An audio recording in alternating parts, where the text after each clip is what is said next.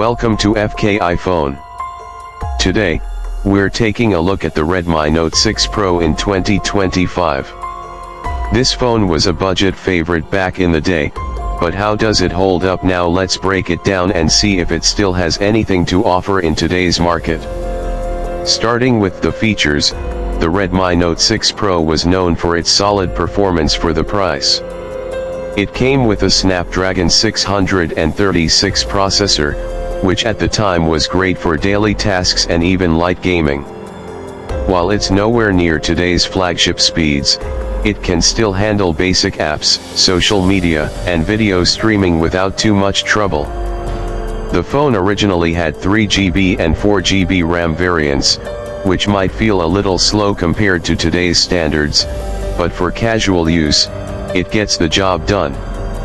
The internal storage options of 32GB and 64GB were decent back then, but in 2025, you'd probably need a micro SD card to expand the storage for apps and media.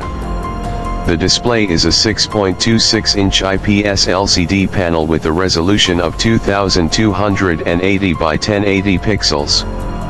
While it doesn't have the high refresh rates of modern screens, the full HD display still provides decent colors and brightness for media consumption. If you're someone who mainly uses their phone for YouTube, Netflix, or web browsing, the screen is still very much usable. However, newer devices now have AMOLED panels with better contrast and smoother scrolling, making this display feel a bit outdated.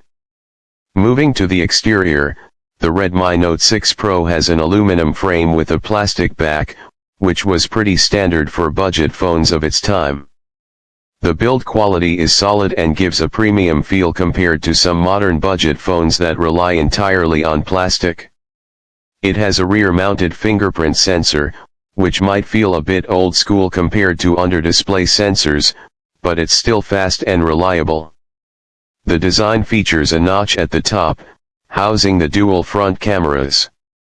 While modern phones have moved towards punch-hole or under-display cameras, this design still holds up if you don't mind a little screen interruption. For the cameras, it comes with a dual setup on the back featuring a 12MP main sensor and a 5MP depth sensor. The photos are decent in good lighting, with natural colors and acceptable sharpness. However, in low light conditions, the performance drops significantly compared to today's phones with improved night mode and AI processing. The front cameras include a 20MP main sensor and a 2MP depth sensor, which still delivers decent selfies even by 2025 standards. If you're into casual photography and social media, the cameras are still passable, but don't expect flagship-level results.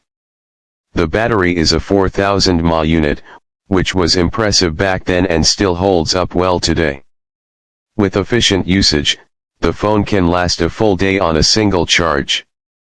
However, charging speeds are slow compared to modern fast charging tech. It has a micro USB port instead of USB-C, which is a major downside considering most modern devices have moved on to faster and more convenient charging methods. So in conclusion, is the Redmi Note 6 Pro worth using in 2025? If you're looking for a budget phone that can handle basic tasks, social media, and casual media consumption, it's still functional. However, for gaming, heavy multitasking, or modern camera features, it definitely feels outdated.